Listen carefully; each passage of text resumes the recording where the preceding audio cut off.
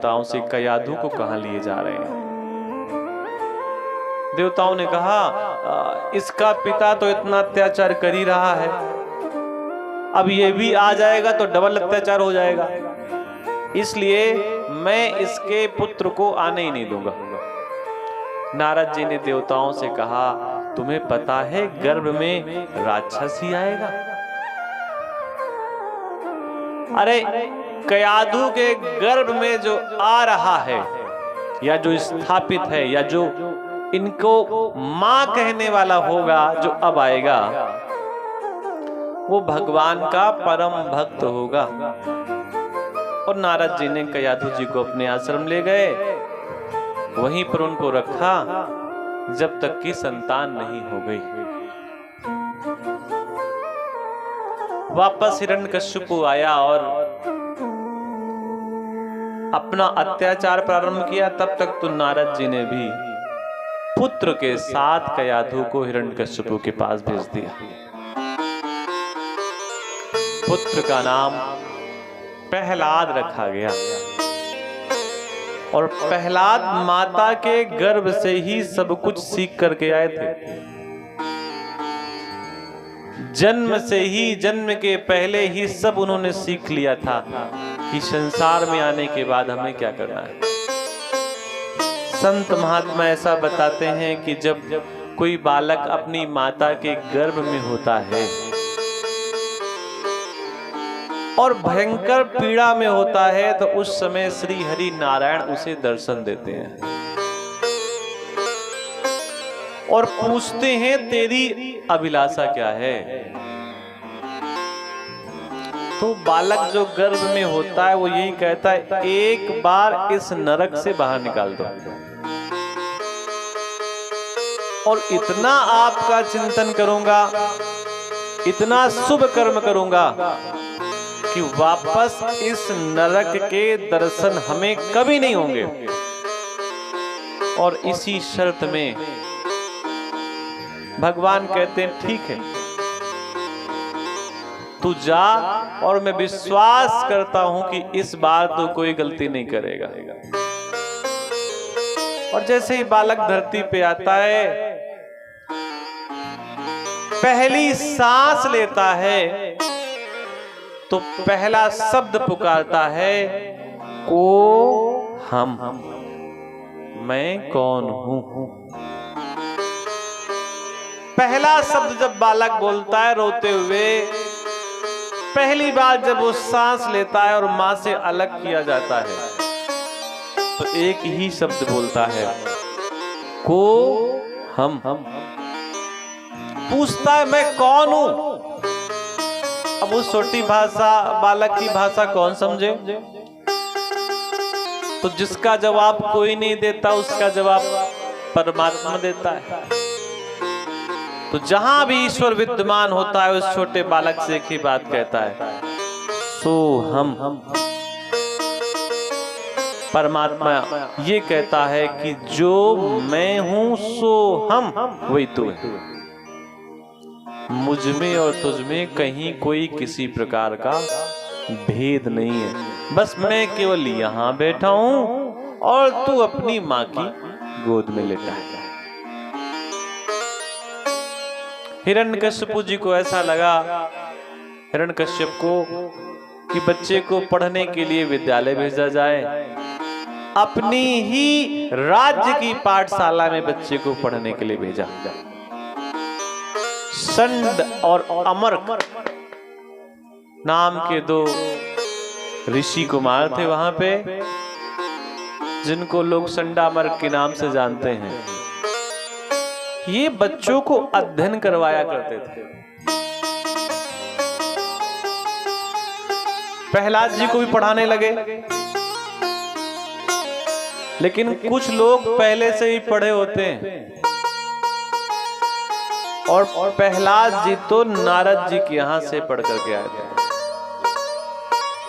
वैसे तो बाबा तुलसी कहते हैं मातु पिता प्रभु गुरु के वाणी, विनय विचार करहि शुभ जानी। माता पिता गुरु की बात बिना विचार के माननी चाहिए, ऐसा बाबा तुलसीदास जी कहते हैं।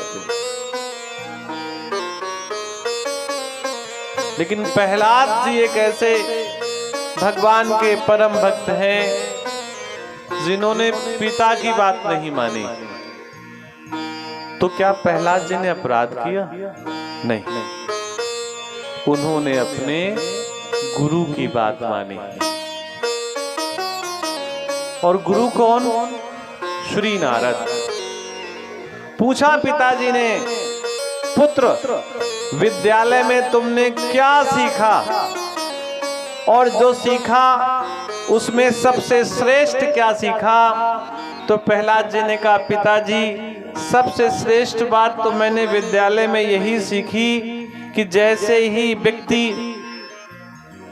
की वृद्धावस्था प्रारंभ करे, उसे राज और तमाम प्रकार के वैभव को छोड़ करके या तो वृंदावन में निवास करना चाहिए या मथुरा में निवास करना चाहिए या गोवर्धन में या चित्रकूट में या जहां उसको सुलभ हो। और अगर यहां नहीं जा सकता तो घर के कोने में ही एकांत में बैठ करके हरि शरणम हरि शरणम हरि शरणम हरि शरणम इस मंत्र का जप करना चाहिए। अपने पुत्र के मुख से हरि शरणम इस प्रकार का शब्द सुना तो एकदम से बौखला गया। गुरुदेव को बुलाया, क्या सिखाते हैं मेरे बालकों को आप? हरि शरणम? अरे सिखाना चाहिए था हिरण्यकश्यपु शरणम हिरण्यकश्यपु शरणम, और सिखाया है हरि शरणम। चंडामर्क ने कहा, महाराज हमने नहीं सिखाया, ये सब किसने सिखाया मुझे नहीं पता। अब आज का जमाना होता तो सीसीटीवी कैमरा लगा देते कि कौन ये सिखा रहा है। फिर भेजा गया श्री प्रहलाद जी को कि जाओ पढ़ करके आओ, और गुरुदेव से कह दिया गया कि इस बार कोई गलती ना हो और बच्चों को वही पढ़ाया जाए जो हम अपने यहां से निर्देश देते हैं। पुनः कुछ दिन बाद श्री प्रहलाद जी आए और पूछा कि अब क्या सीखा? तो नौधा भक्ति बता दी। शरणम कीर्तनम विष्णु स्मरणं पाद सेवनम अर्चनम वंदनम दास्यम सख्यमात्म निवेदनम। नौधा भक्ति भगवान की प्रहलाद जी ने अपने पिताश्री को बताई। श्रवणम प्रथम भगति संतन कर शंगा। प्रथम भगति संतन कर संगा। प्रथम भगति संतन कर संगा। प्रथम भगति संतन कर संगा। प्रथम भगति संतन कर संगा। प्रथम भगति संतन कर संगा। प्रथम भगति संतन कर संगा। दूसर रति मम कथा प्रसंगा। दूसर रति मम कथा प्रसंगा। प्रथम भगति संतन कर संगा। प्रथम भगति संतन कर संगा। दूसर रति मम कथा प्रसंगा दूसर रते मम कथा प्रसंगा। राधे राधे बोलो श्यामा श्याम बोलो, राधे राधे बोलो श्याम श्याम बोलो, राधे राधे बोलो राधे श्यामा श्याम बोलो, राधे राधे बोलो श्याम श्याम बोलो, राधे राधे बोलो राधे श्यामा श्याम बोलो, राधे राधे बोलो बोलो श्याम श्याम बोलो, राधे राधे बोलो श्याम श्याम बोलो, राधे राधे बोलो श्याम श्याम बोलो, श्याम श्याम बोलो, श्याम श्याम बोलो। प्रथम भगति संतन कर संगा। पहली भक्ति बताई गई, श्रेष्ठ लोगों का संग करना चाहिए। अब ये कैसे मालूम पड़े कौन श्रेष्ठ? क्योंकि ईमानदार लोगों के पास सुख सुविधाएं कम और बेईमान लोगों के पास ज्यादा होती है। तो किसको समझा जाए कौन श्रेष्ठ है और कौन श्रेष्ठ नहीं है? जो ईमानदार है इतना तो मान करके चलिए कि शाम को वो चैन की नींद सोता है, इतना आप निश्चित मानिए। प्रथम भगति संतन कर संगा। हिरण्यकश्यपु ने कहा ये मेरा बालक हो नहीं सकता, मेरी ही गोद में बैठ करके मेरे शत्रु का नाम ले रहा है, मेरे शत्रु की जय जयकार कर रहा है। पूरा संसार जब मेरी जय जयकार कर रहा है तब ये मेरी ही गोद में बैठ करके मेरा पुत्र उस श्री हरि की जय जयकार कर रहा है। ये मेरा पुत्र हो नहीं सकता। और सेवकों से कह दिया अगर ये एक हफ्ते में न समझे तो फिर आप इसे मृत्यु दंड दे दीजिए। मां की गोद से ही प्रहलाद जी सीख करके आए थे। और निश्चित मानिए जब बालक मां की गोद में होता है, मां के गर्भ में होता है, उसी समय से वो सीखना प्रारंभ कर देता है। जो क्रियाएं घर में घटती हैं वो सारी की सारी क्रियाएं छाया के रूप में उस बालक के ऊपर जीवन भर के लिए स्थापित हो जाती हैं।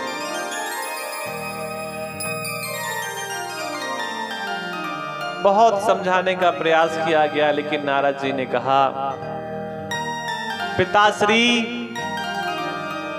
श्री हरि से श्रेष्ठ संसार में कोई नहीं है। उन्हीं का पूजन कीर्तन मनन, उन्हीं की कथा व्यक्ति का परम कल्याण करने वाली है। कभी सर्पों से कटवाया अपने पुत्र को, कभी हाथियों के झुंड में बीच में फेंकवा दिया, कभी तो पहाड़ी के चोटी से फेंकवा दिया। ये संकट हैं व्यक्ति के जीवन में आते रहते हैं। और जब ऐसा लगा कि इसका तो कुछ बिगड़ ही नहीं रहा, तो राजमहल के अंदर ही पिता ने अपने पुत्र से पूछा कि बता तेरा परमात्मा कहाँ है। और प्रहलाद जी ने कह दिया पिताजी, हरि व्यापक सर्वत्र समाना। पिताश्री वो सब जगह समान रूप से है, प्रेम से प्रकट होई मैं जाना। हरि व्यापक वो ईश्वर, वो परमात्मा सब जगह समान रूप से है, कहीं कम कहीं ज्यादा, ऐसा मन में भाव ना लाए, सब जगह समान रूप से। तो फिर प्रकट कैसे होता है? प्रेम से प्रकट होई मैं जाना। सरसों के हर एक दाने में तेल होता है, दूध के हर एक बूंद में मक्खन होता है, लेकिन एक क्रिया के बाद ही वो मक्खन बाहर निकलता है। हरि व्यापक सर्वत्र समाना, कहीं कम ज्यादा नहीं, सब जगह समान रूप से। क्रोध के वशीभूत हिरण्यकश्यपु ने कहा, क्या तेरा भगवान इस खंभे में भी है? और प्रहलाद जी ने कहा, पिताजी वो इस खंभे में भी है। अपने अहंकार के कारण हिरण्यकश्यपु ने अपनी गदा उठाई और उसको ऐसा लगा खंभे में भगवान है तो मैं आज इस खंभे को नष्ट कर दूंगा, और जब ये खंभ नष्ट हो जाएगा तो इसका परमात्मा अपने आप नष्ट हो जाएगा। और उसी खंभे में भैया उसने प्रहार करना प्रारंभ कर दिया। वैसे तो खंभे में भगवान नहीं थे, लेकिन एक भक्त ने बड़े विश्वास के साथ अपनी बात कही थी कि पिताश्री, ईश्वर सब जगह है, यहां पे भी है, वहां पे भी है, तुम में भी है, मुझ में भी है, सब जगह है। सिया राम में सब जग जानी, सब के अंदर ईश्वर परमात्मा समान रूप से विद्यमान है, कहीं कम ज्यादा नहीं है। खंभे को तोड़ने का प्रयास किया और भक्त की बात सत्य साबित करने के लिए भगवान नृसिंह रूप में प्रकट हो गए, और उस रूप को देख करके हिरण्यकश्यपु भयभीत हो गया, क्योंकि पहली बार किसी ऐसे स्वरूप को देखा था जिसकी कल्पना करना ही कठिन है। युद्ध भयंकर होने लगा। इतनी प्रताड़ना मिली थी श्री प्रहलाद जी को कि भयंकर क्रोध में थे श्री हरि विष्णु। वैसे तो उन्हें क्रोध नहीं आता, क्रोध करना भी हो तो 3-3, 4-4 दिन तक बैठना पड़ता है कि क्रोध मेरे अंदर आ जाए।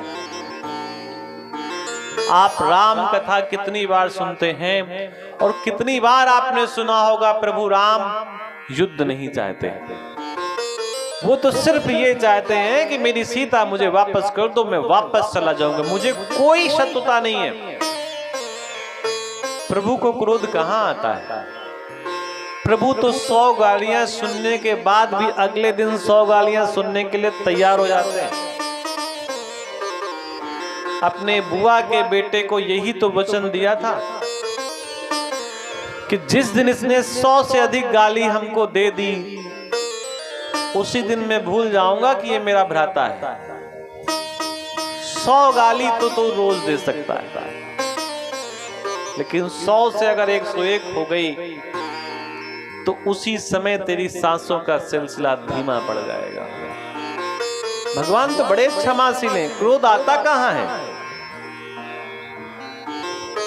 नरसिंह और हिरण्यकश्यपु का भयंकर युद्ध होने लगा, और एक समय संध्या का समय था। आप ये भी नहीं कह सकते कि रात डूबने वाली थी, रात प्रारंभ होने वाली थी या दिन डूबने वाला था। घर की देहली में ले जा करके अपनी जंघा के मध्य में लेटा लिया। भगवान अट्टहास करने लगे, तो भगवान के अट्टहास को देख करके हिरण्यकश्यपु भी हंसने लगा, और भगवान नरसिंह से कहने लगा, कितने भी प्रयत्न कर लो मेरी मृत्यु हो ही नहीं सकती। क्यों नहीं हो सकती? मैंने वरदान लिया है ब्रह्मा से, ना दिन में मरूं ना रात में न मरूं। भगवान ने कहा इस समय संध्या का समय, मध्य का समय, बीच का समय, ना दिन है ना रात है। ना घर में मरूं ना बाहर मरूं, ये इस समय तू दिल्ली में लेटा हुआ है। ना आकाश पे मरूं ना धरती पे मरूं, इस समय तू मेरी गोद में है। ना धरती में है ना आकाश में है। मैं ना अस्त्र से मरूंगा ना शस्त्र से मरूंगा। भगवान ने अपने लंबे लंबे नाखून दिखा दिए और कहा देख ये अस्त्र हैं या शस्त्र हैं। मैं मनुष्य से भी नहीं मरूंगा और किसी पशु से भी नहीं मरूंगा। भगवान ने कहा देख मेरे शरीर को, ना तो मैं पूरा का पूरा मनुष्य हूं और ना ही पूरा का पूरा मैं पशु हूं। तब हिरण्यकश्यपु ने कहा तुम जो कुछ भी हो, मैं ब्रह्मा के बनाए हुए 12 महीनों में भी नहीं मरूंगा। अब कैसे मरोगे? हिरण्यकश्यपु से भगवान ने कहा ब्रह्मा ने तो 12 ही महीने बनाए थे, लेकिन तेरी 13वीं के लिए मैंने 13वां महीना ही बना दिया, जिसे पुरुषोत्तम मास कहते हैं, अधिक मास कहते हैं, कहीं कहीं मलमास भी कहते हैं।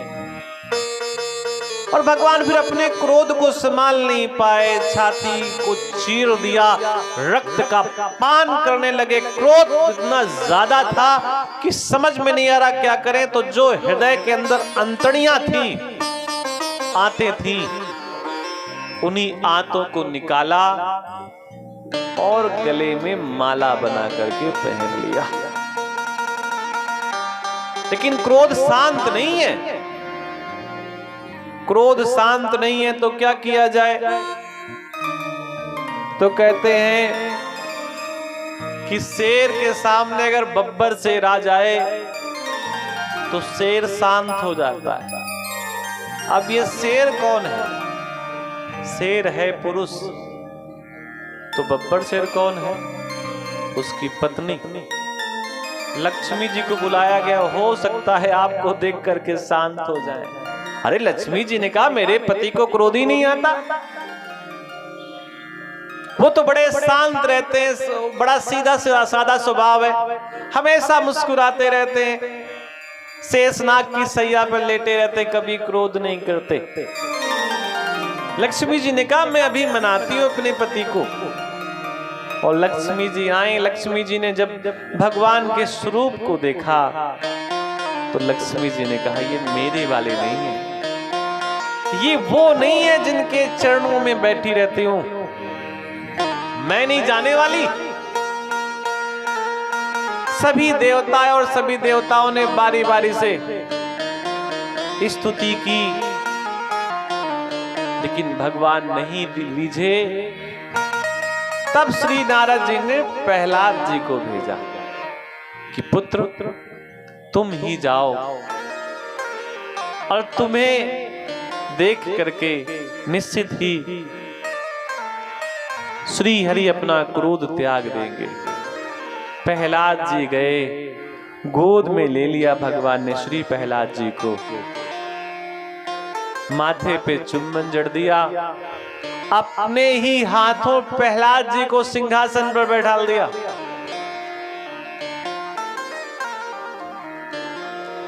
अपने ही रक्त से भगवान ने प्रहलाद का राज्याभिषेक कर दिया।